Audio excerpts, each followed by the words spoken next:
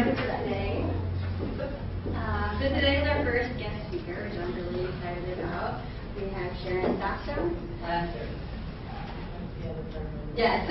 Who's from Kaiser Permanente, and she's agreed to come in and talk to us about her specialty, which is dealing with anxiety. I'm really excited to hear what you have to say, and thank you so much for coming here.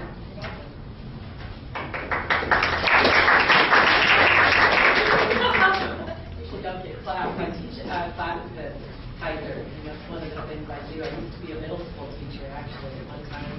And then I was a high school teacher, middle school teacher.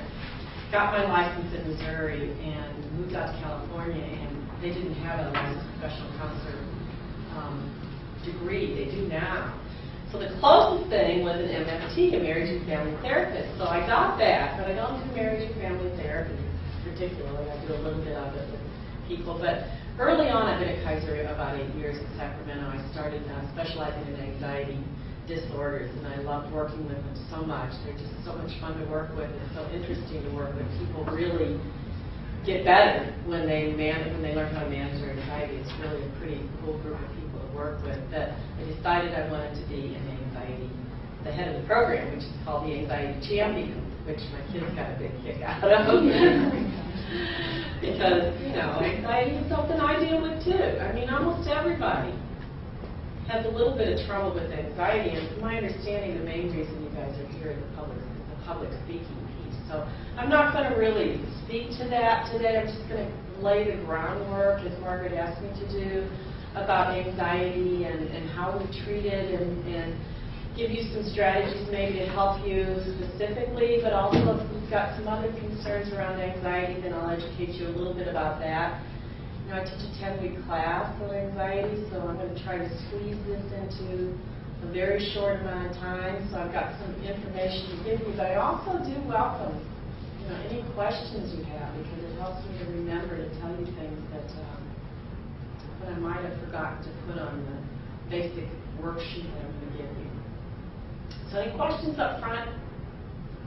Anyone in the front? Yes. Do you have any openings? So are you in psychology? No. A little bit. Well, we do have openings for time.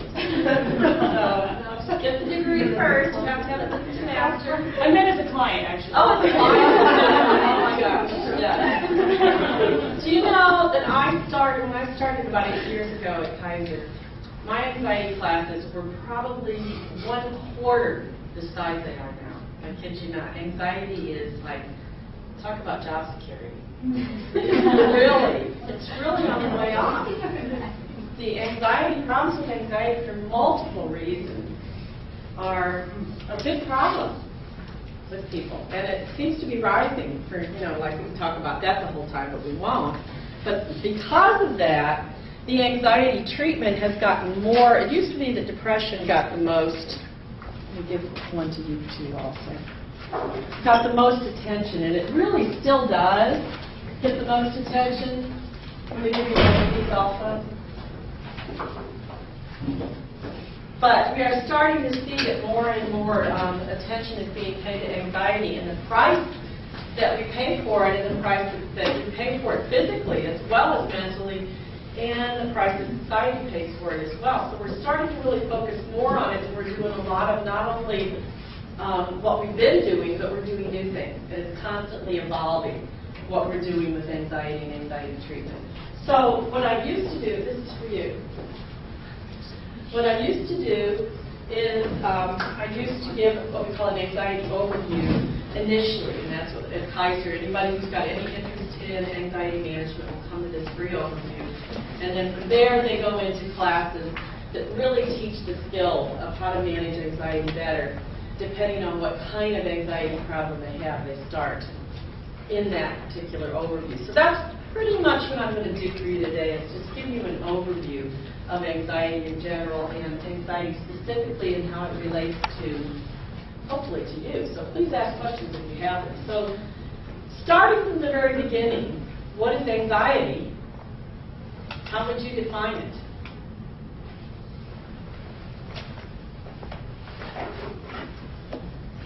Everybody knows what it is, but how would you define it? state that we feel when basically it's an uncomfortable state. It's uncomfortable. Uncomfortable, and it's kind of hindering to do what we want to do in a correct way, and we feel that that's something that holds us back. Okay, it can hold you back. What else do we know about anxiety? Be uncomfortable. Be nervous. Makes you nervous. So what is nervous? What does that mean? I feel that it's hard to define as a fear that's there with or without the stimulus. So it's like, if you're afraid of something that is going to happen or is happening. If you're anxious about something, you can be anxious about it, or about the potential of it, or about the fact that you just did. So it's not necessarily related to a stimulus. It may not be. Fear is really in your face. You know, there's a bear coming out of the woods, kind of a thing, right? And anxiety is more, what we consider anxiety is more of a low-level series of symptoms, feelings, and actions, and thoughts.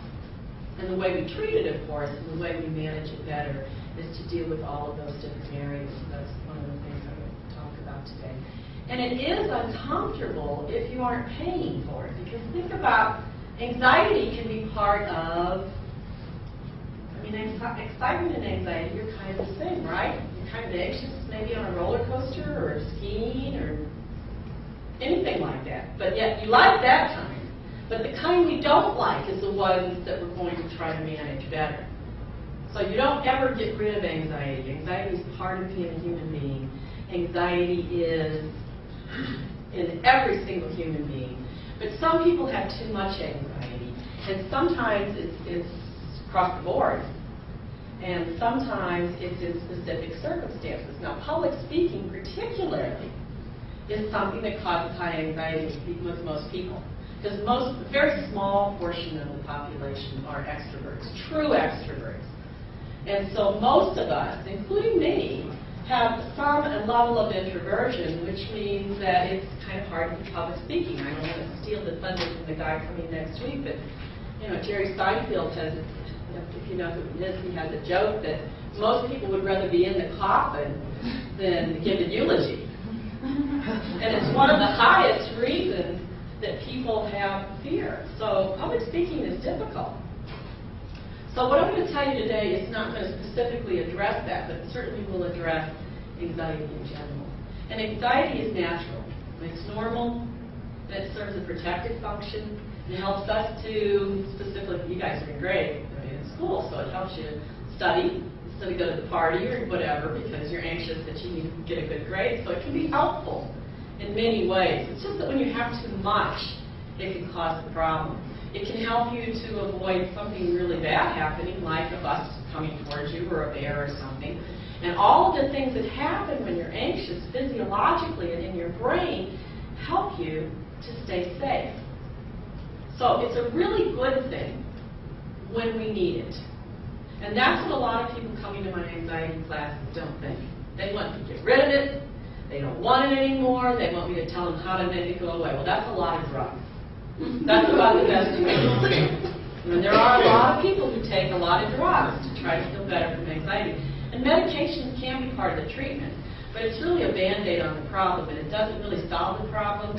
It just puts it off, and it can actually make anxiety worse, like the class of drugs that we're going to talk about in a few minutes.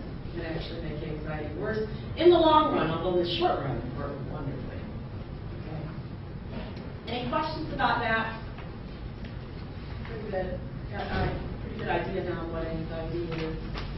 It includes all the feelings are always fear. It's always fear-based. It's always future-oriented. If you're depressed, depression's more ruminating about the past, whereas anxiety is more worrying about the future, whether it's one moment in the future or 20 years. So it can be based on the past. But it's really your anticipation of what you think might happen. And are you perceiving what is going to happen accurately? And are you perceiving how well you'll cope with it accurately? And when you're anxious, you probably aren't. You're having distorted thoughts, so we'll get into that. So what causes anxiety is the next question on here. We know so much more about anxiety even then, like I said, when I started in this 8 years ago, we've learned so much because they're doing a lot of neuroscience now and neuroimaging, and we're starting to look at parts of the brain that really look fired up when people are anxious. So there's a whole lot about the physiology of anxiety that I'm not going to go into today, but it's very interesting if you want to pursue that.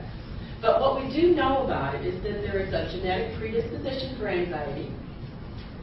So one or both of your parents probably have too much anxiety, whether or not they were diagnosed with some kind of an anxiety disorder, which means you have too much anxiety, basically.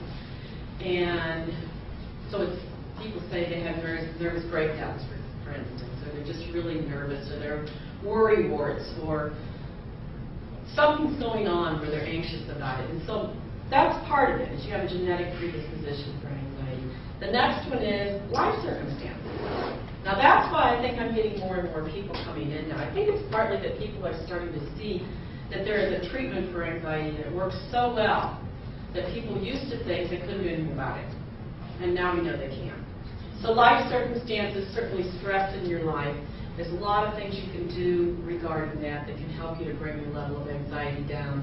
But that it can also raise your level of anxiety depending on what's going on. And stress can be either a present-day stress that's just happened, or it can be a lifetime of accumulation of stressors.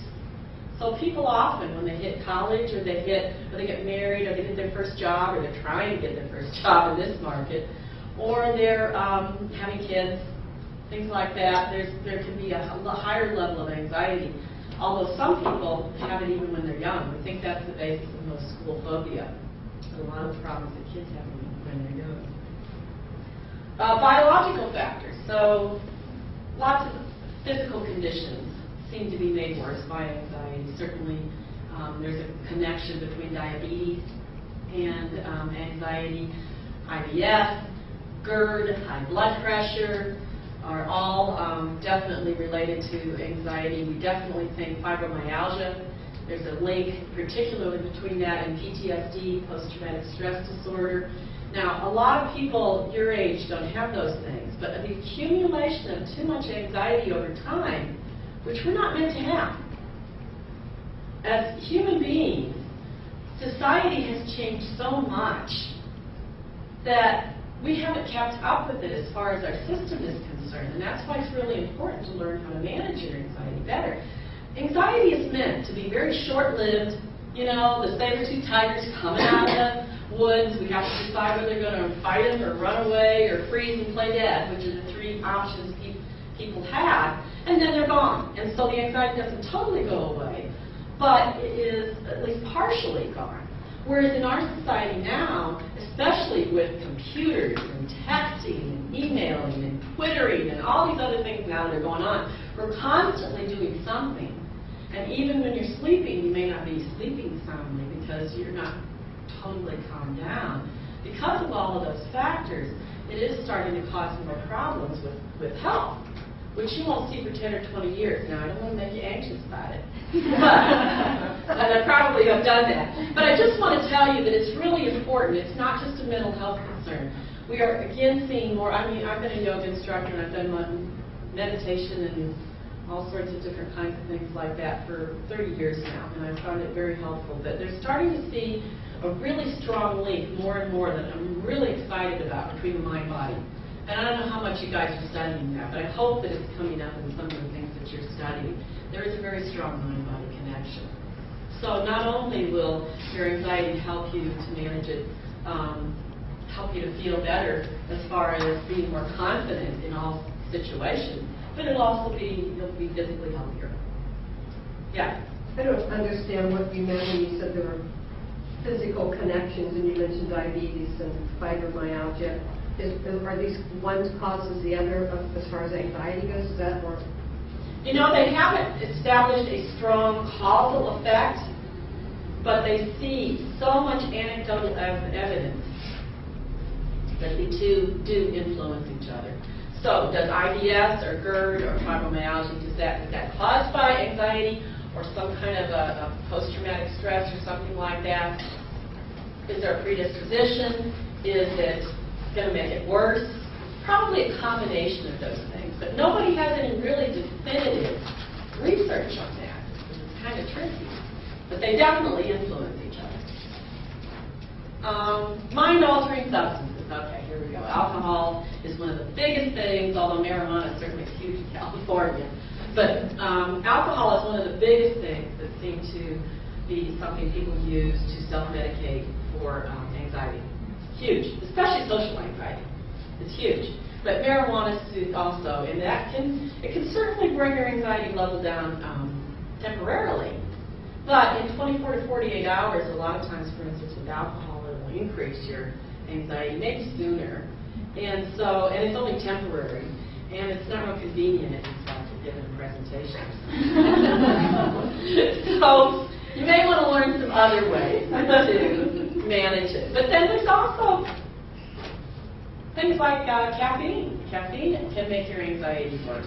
If you drink too much caffeine, depending on how sensitive you are. Some people can have a couple of cups of coffee a day or soda, no problem. So some people really can't, and it causes them to have more anxiety. So that's something that you can look at too. And also prescription drugs can sometimes cause too much anxiety. And high expectations. Now that's probably often true of college students. Most college students have higher expectations than the average person. Perfectionism tends to run pretty high in people who are overly anxious. And all the people I talk to, and I work with a lot of people who are perfectionists, say, well, I don't expect to be perfect, but pretty darn close. So high expectations can also increase your anxiety. It can be really great, right? It helps you to accomplish wonderful things. It's finding that balance between having high expectations but not so high that it causes you tremendous distress. So that's what we try to teach in the programs that we teach, is finding that place where you feel like it's the right amount, but it's not overdone, it's not too much. And that's kind of a balance that you have to find. So the symptoms of anxiety run in pretty much 3 different categories. There are physical symptoms. No, no way I'm going to get through all of this. Physical symptoms, thoughts, and behaviors. So normally when I teach this class, I ask for examples, but for the sake of time, I better just kind of run through this. But please feel free to ask me questions if you want. But physical symptoms of anxiety might be an increased heart rate. You might be shaky. Certainly tension, muscle tension is an issue. You could get dizzy. You could have some nausea or some stomach issues.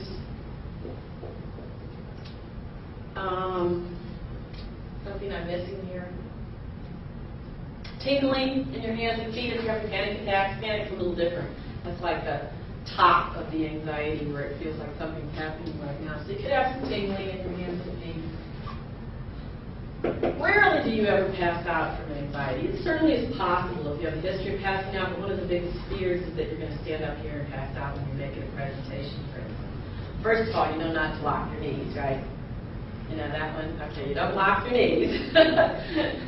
And very few people ever pass out. It does happen occasionally, but it's very unlikely. And if you do pass out, that's just your brain trying to equalize the blood in your head. It's trying to actually make you feel better. I'm not sure if that makes you feel better.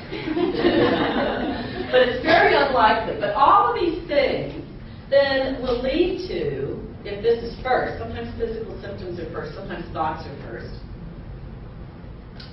Thoughts that you might have. And we call them cognitive distortions because they may be, cognitions of course are thoughts, cognitive distortions, because when you are anxious or depressed or angry or any strong feelings at all, you are very, very likely to not think quite straight. You just are. You think you are, it feels like you are, but when you're not so anxious or angry or sad or depressed or whatever it is, you're going to think differently most of the time. And you've probably already observed that, but if you haven't, this is a good thing to start observing. When you have any kind of strong feelings versus when you're in a calmer state of mind, are you thinking correctly? So a lot of what you will have is some distortions. You may catastrophize or think the worst is going to happen. You may think you're going to go crazy. Lots of people end up in the emergency room and they have panic attacks and think they're having heart attacks, and they're not. They're just panic attacks, which are very uncomfortable. I don't know if any of you have ever had them, but they're very uncomfortable. And they're very common. Millions and millions of people have them several times in a lifetime. And most people, it doesn't turn into what we call panic disorder, but it's very uncomfortable. Or die. And you don't die from anxiety.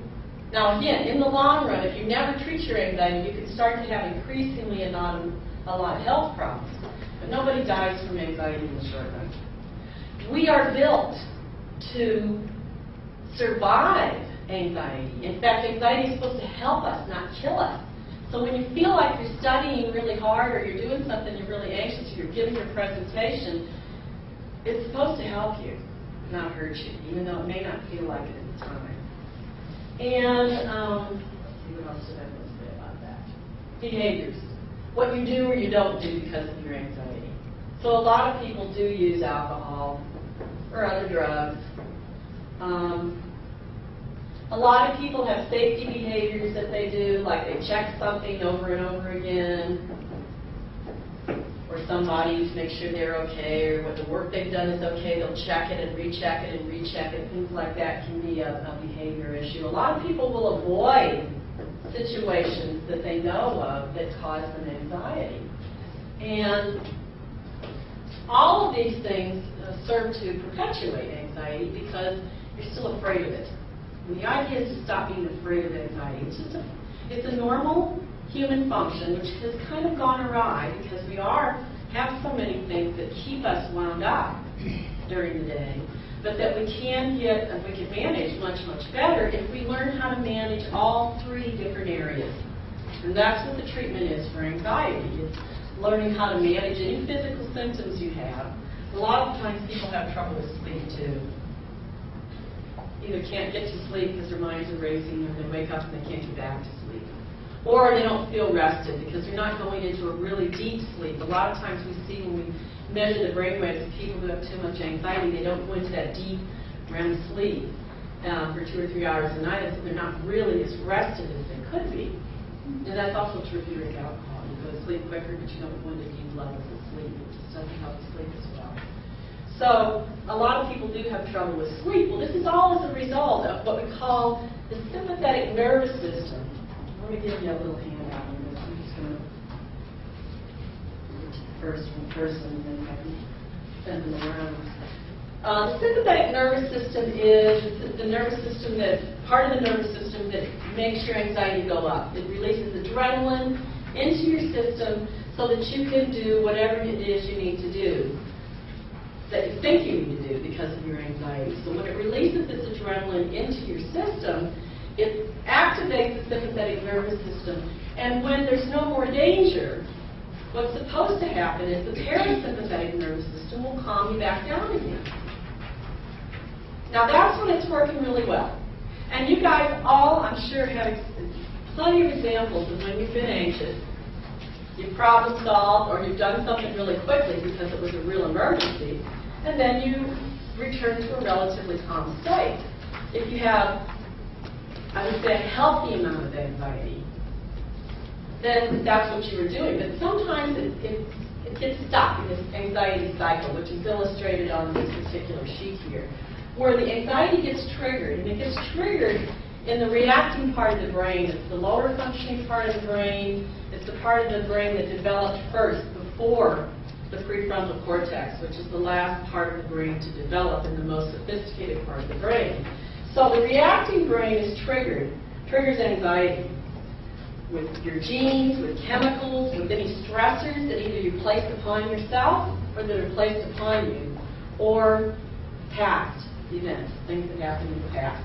And if it functions the way it's supposed to, if you're in imminent danger, you will immediately react. It kind of bypasses the thinking brain. I'm sure that you've probably had this happen if you've had an emergency, where you just do something.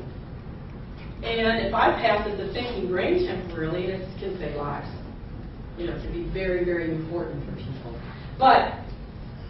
And also, if you have something that you need a problem to solve, From the reacting brain, if it functions the way you want it to, it will go immediately into the thinking brain, which is the prefrontal cortex, or this area of the brain, which is the smart area of the brain, which, by the way, is not totally developed until you're in your early to mid-20s. That's when this is totally developed, when your prefrontal cortex, your decision-making, your executive function of your brain is totally developed. If it becomes a problem, what happens is you get caught in this cycle. So, although it just says fight or flight, there's also the freeze response. When you're anxious, you're either going to fight it, like fight the anxiety, fight the symptoms, fight the thoughts. You know, the behaviors, of course, you're going to do some avoiding. You're going to freeze, which is you don't know what to do. Have you ever been anxious where you just thought, I don't know what to do? You just kind of get stuck in not being able to make a decision. Well, that's very similar to animals in the wild who will actually play dead. And their heart rate actually slows down and they actually start seeming dead. So the predators think that they're dead, and most animals don't like dead meat so that they won't bother them. Or you want to flee, you want to run away. So if you have these symptoms, you don't like them, because they're not meant to be there at that point in time. You're trying to get rid of them. You're going to have some thoughts which are going to, you're going to have to start questioning if you want to get your anxiety under control. And you're going to do something to make the anxiety go away, because you don't like it. So you can get stuck in this cycle. Sometimes it's physical symptoms first, sometimes it's thoughts, sometimes it's actual situations. You know, that's another thing we have people start to look at. What's going on? And then we have them start working in all three of those areas. So that's kind of a very short version of that. Any questions about that? Yeah. Is there any difference between anxiety and stress? They're very similar. Very, very similar. There's really, you know, stress is more an acceptable word for, I think, what goes on in daily life, right? But they're really the same thing. They really are. They're just pressure on the system. Anybody else? The treatment for them is pretty much the same, too, in a lot of ways. Okay. All right, that just gives you a general idea of the fight or flight and sympathetic and the parasympathetic nervous system. There's a lot more you can learn about that if you wanted to. So when is it helpful? And when does it become a disorder? So basically, this is not a hard and fast answer. It's you have too much, it lasts too long, and it's interfering with the quality of your life. That's when you have too much. So you decide if you have too much, it's lasting too long, or it's interfering with the quality of your life. If it isn't, fine. If it is, there's a lot you can do about it. Now just, very briefly, there's different kinds of anxiety disorders, and I just want to mention those very briefly today. A lot of times people will have what we call a panic attack, when it's this huge surge of anxiety. It really doesn't feel like you're going crazy, you're going to die or something. But it's a surge of adrenaline telling you that you're in imminent danger when you aren't. If there is a bear coming out at you from the woods, and you have a surge of energy, you're not going to think, oh, there's something wrong with me. You're going to think, there's a bear and I need to get out of here. But when it happens without that context, that's when you start to think, what's wrong with me? Something's wrong with me. Something's majorly wrong with me. So many people, like I said, have panic attacks, but it doesn't turn into panic disorder unless you start having them all the time and you start avoiding life because of them. Just ask me if you have any questions, otherwise I'm just going to kind of move through these. Generalized anxiety is you tend to worry too much. Everybody worries. How much is too much? Again, you have to decide. Are you worrying about things other people don't worry about? Or are you worrying about what other people do worry about, but you worry much more than other people? And it causes you a lot of tension or irritability. I even forgot to put irritability up here. Or a lack of sleep. Then you might have something called generalized anxiety. And that is also, all of these are treatable. OCD, obsessive compulsive disorder, is classically the one of what?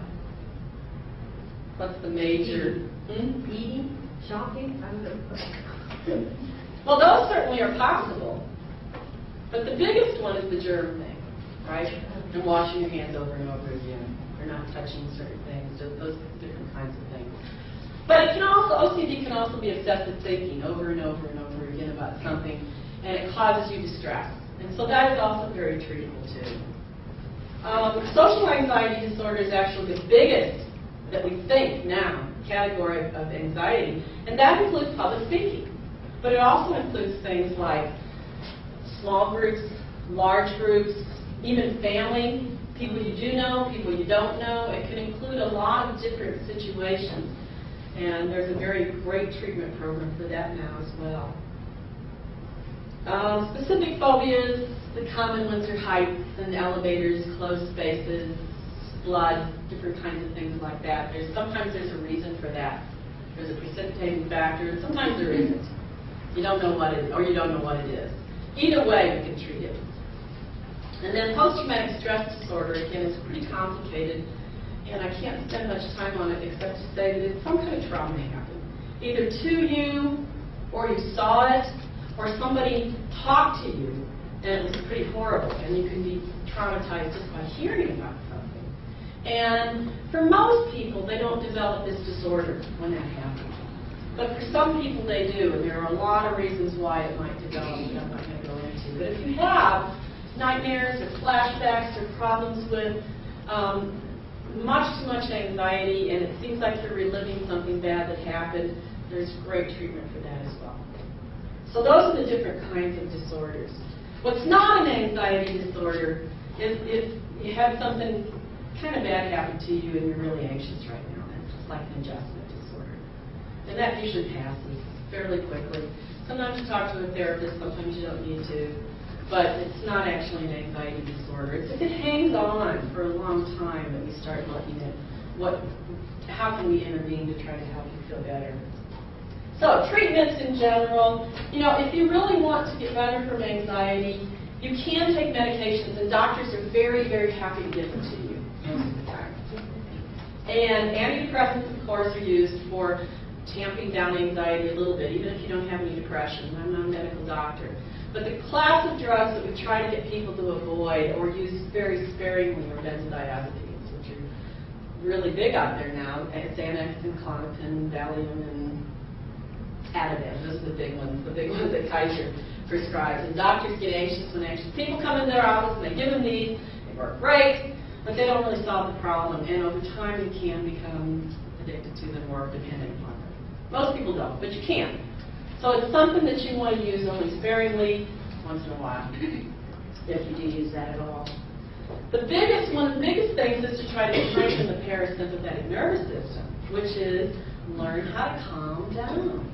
And I don't mean a little calm. I mean really learn how to chill. Because most people are at a higher level of anxiety than is really comfortable. Now, there is this whole thing about you like it because it's like feeding and it's cool and it's fun, and especially if you're young. And there's nothing wrong with that as long as you don't feel like it's a problem. But if you would like to be able to be totally calm, what you will find is that you will rejuvenate better, you will sleep better, you will think better, because the prefrontal cortex is most online when you are totally relaxed. And so, for example, when you have a problem and you go to sleep at night and you wake up in the morning and you think of a solution, or you just stop thinking about it for a while and then the answer pops into your head, that's when you're more relaxed. So if you really want to be the best that you can be, sometimes you want to be able to completely relax, even if in general you really like to be stimulated a lot. So relaxation practice is recommended.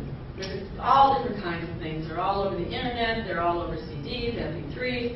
You can find all sorts of things. The best thing to do to start is a progressive muscle relaxation, where you tense and you relax different parts of your body.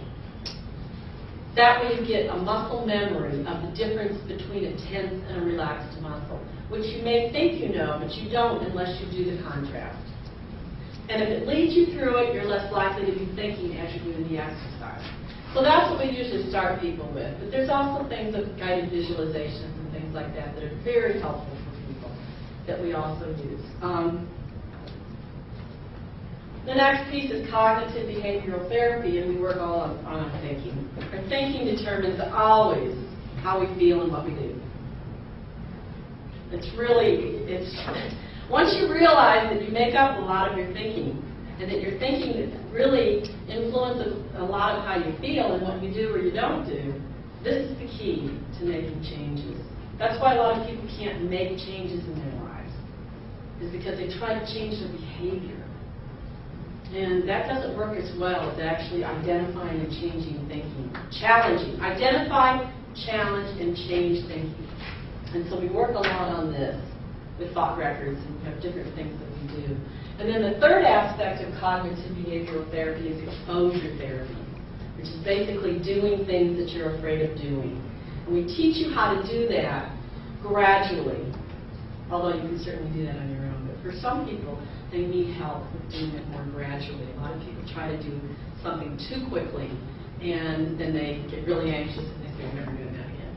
So we teach you how to do that more gradually, and that's the exposure therapy, because you get evidence when you do exposure therapy that it's not as bad as you thought it would be, most of the time.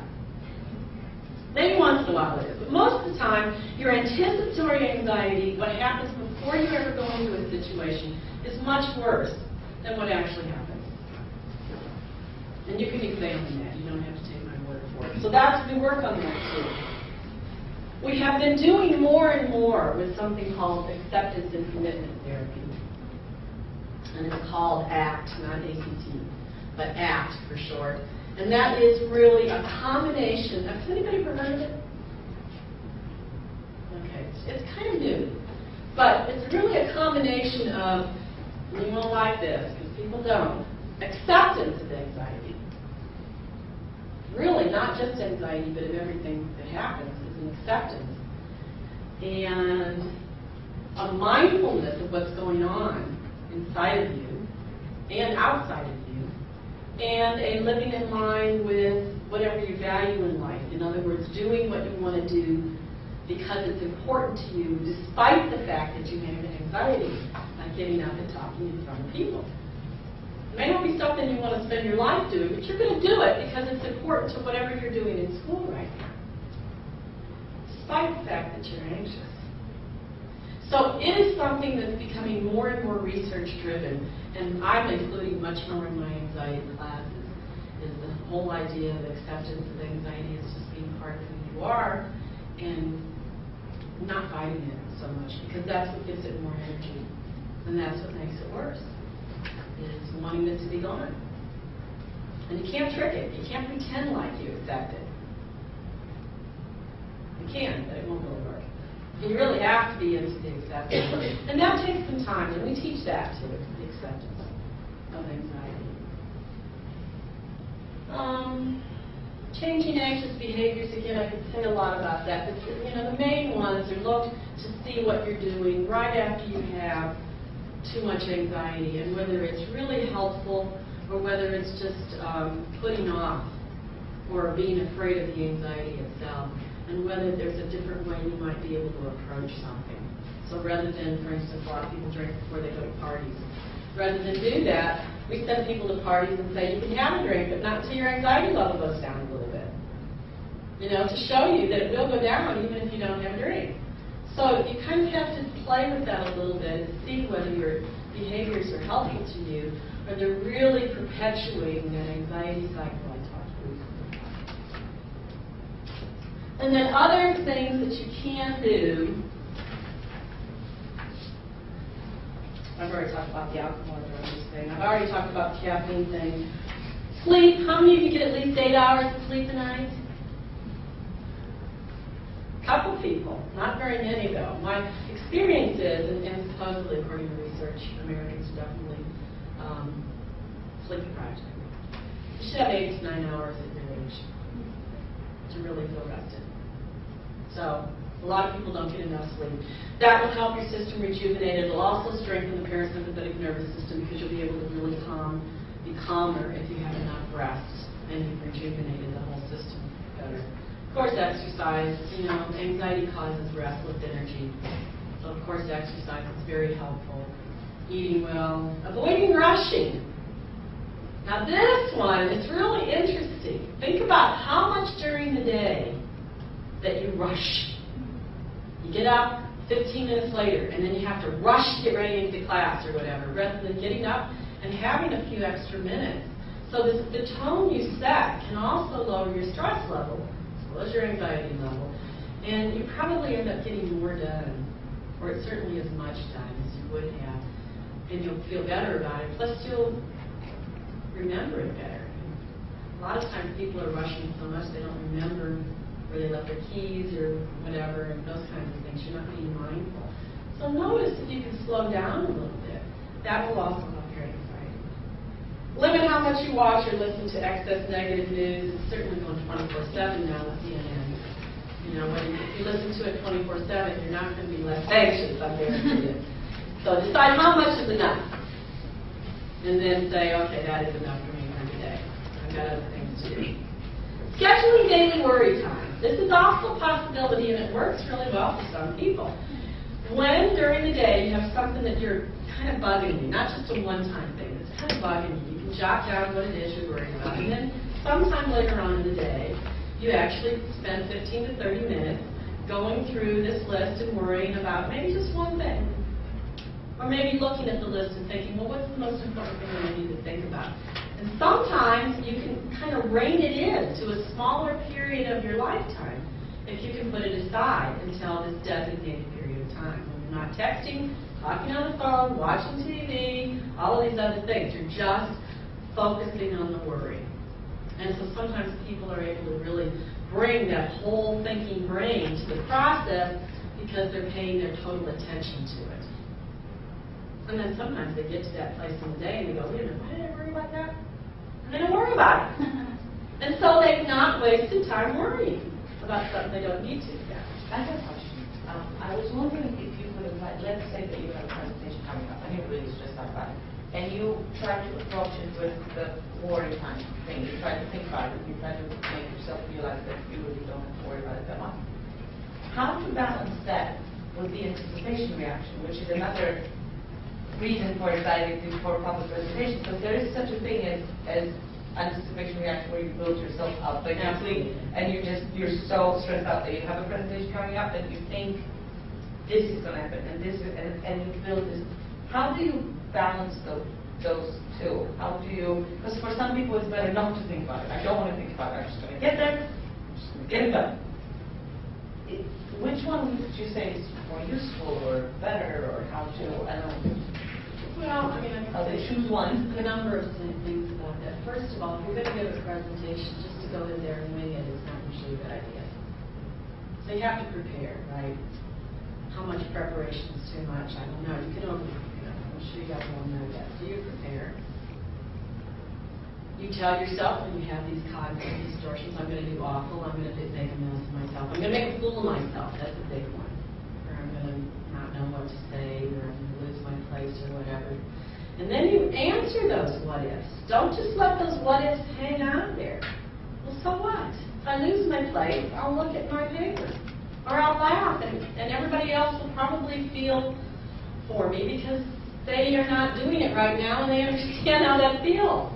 We've done things with people with public speaking, like blown a fan on all of their notes, and they went flying across the room for them. And then they just, nothing worse could happen to them. And then they picked them up and put it back in order and went on with their speech. And from that time on, that was very effective for them to not worry about it so much. Get a good night's sleep. You know, get some exercise so that your restless energy is kind of calmed down a little bit, and then go in with the thought that you will not be perfect, no matter what. And people don't like you when you're perfect anyway, because they're not going to be perfect. So it's good if you make a mistake or two, because then people like it. You talk a little bit better, frankly. But you'll probably do a pretty good job. And if you don't, the meaning you attach to the event, which I haven't even touched on today, is huge. What if you don't? What if you stumble around a little bit on your words, or you forget to say something that you really wanted to say, or whatever? What does that say about you? It doesn't say saying anything that you're a bad person or that you're stupid or whatever names we call ourselves, but we never call anybody else. It just says that maybe you forgot something, or you didn't do as well as you'd like to have done. So I don't know if that answers your question or not, but a lot of it has to do with balancing preparation with challenging and then answering with thinking, and then taking good care of yourself beforehand, and then letting go of it having to be perfect. Okay? Yoga and Tai Chi, Qigong, any of those things are very, very helpful for quieting down the nervous system. I'm not talking about power yoga or hot yoga here. Those are certainly cool ways to do yoga, but not specifically for anxiety. I'm talking about the stretches. I'm talking about holding poses. Generally speaking, yoga poses that put you into a forward bend tend to relax you, and the backward bends tend to energize you. So that kind of yoga or Tai Chi that you can do that would be very helpful for anxiety. You can certainly try mindfulness or meditation practice or mindfulness meditation practice. Those things will help you in innumerable ways, not only with anxiety, but with concentration and focus and all sorts of different things. And you can always go to psychiatry now. Davis doesn't have a psychiatry for Kaiser, but I'm sure there's some psychiatry here. But you can go to a psychiatry department and get help with through a therapist or through a doc. Docs usually just prescribe meds, at least at Kaiser. Or you can come in classes. I don't know if UCB has any classes on anxiety, but the programs are really similar. They pretty much follow the kind of format that I've presented to you today. And then I've given you, I've given you just a few books. I certainly use so many more books than this. This is just a basic list. You Google anxiety on the internet, and you're going to find hundreds of sites. But there's some general ones about the anxious brain. It's a good book if you want to know physiologically what's going on. Dan Siegel, too, has done some things like the mindful brain and Mind's Mind side, a couple of other ones that are very interesting about the brain. Habit Change Workbook is really for changing any habits, and it's just a really good book for that. The book I use the most for generalized anxiety problems is Mastery of Your Anxiety and Worry. The book we use in the OCD class is the next one, the OCD workbook, and we use the book Brain Lock, too, for that. Lots of good books on social anxiety, but the next two are the ones that we use when we teach the social anxiety classes. Panic, the best book that I have ever seen so far, is this particular one, Mastery of Your Anxiety and Panic. And all these books you can get at bookstores or online. Agoraphobia is the fear of, actually it's the Greek, it's the fear of open spaces, but it's the fear of doing things. So if you have a severe case of agoraphobia, you don't even leave the house. Maybe you heard of people who did that. But certainly people who avoid a lot of things might have something called agoraphobia. I included this next one because we have such a high number of motor vehicle accidents in this area. Maybe not in Davis, but in Sacramento we do. And I see lots and lots of people who come in for this. And I try trauma therapy with them, called the MDR, but you can also use this particular book if you want to work on this yourself, if you have no reflex. And then there's a couple books on PTSD. So, any questions? Or comments or thoughts? Or? Yes? You talk to some providers who are really used to just prescribing drugs. Do you have a way to make that approach to get them to not have that reaction of, oh no, I'm just going to give a drug and that happens? We're working on it. Doctors go to school for a lot just for medications, right? And they know a lot of things that I'm not dissing doctors, but they sometimes don't keep up with the current research, and the current research does not indicate benzodiazepines for anything like severe anxiety conditions where people cannot get out of their house. So the psychiatrists are pretty much on board now. We've been working on them a long time, but the primary care docs and the other docs are not yet. And if you go to an ER with anxiety, they're going to give you some Ativan and some Xanax, and they just really want you out of there and want you happy, and they're going to do it in 10 minutes. So it's for most people. So just realize that's a temporary fix. It's not that it's bad, it's just a temporary fix. And we're working on it. Anything else? Yes. If we wanted to talk to you further, are you going to say? I could stay a few minutes. I'm seeing somebody at 3, so I could probably stay about 15 minutes or so. Right. Everybody else is going to stay, right? How about people who don't have, and kind of like, they don't have anxiety, but Margaret mentioned that, or that surge that you need to get prepared to do something, and it comes kind of later, there is a delay in getting action. And, That's a motivational issue. That's what it sounds like. It sounds like that's a motivational issue. If you know you have a presentation, for instance, and you just can't get motivated to do it until the last minute, and then you're panicked, that's an issue with me. Is that what you mean? No, it's, Okay. you do your, you prepare your presentation, and you think that, but you're so relaxed that, okay, I'm going to do it, and everything's okay, you don't feel at all stressed or anything, but you're so relaxed that you're even scare yourself up, and then you go there, and then it hits you there. Something else is going on. If you're so relaxed that you're not able to do what you need to do to get ready for something, there's something else going on. If you're really relaxed because you're prepared and you aren't trying to do the perfect job and you know you'll do the best you can, which you do, then maybe it's not a bad thing. I'm still not sure an answer. Just basically lack of, I think it's more related to that you're too relaxed and you don't have that anxiety. And it's a problem. And I question it, why I'm more relaxed than other people, why everybody anxious and I'm not. Some people are less anxious than others. It doesn't necessarily mean that's a problem.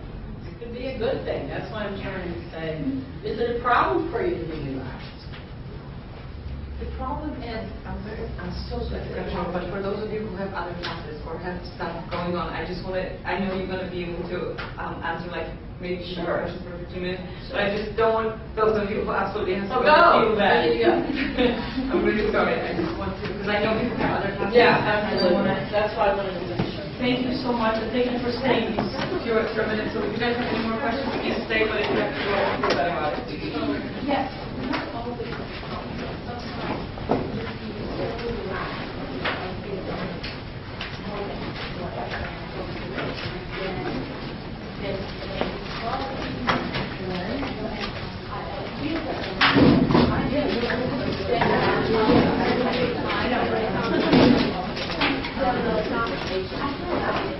After it's already started? after the started, and I'm very relaxed.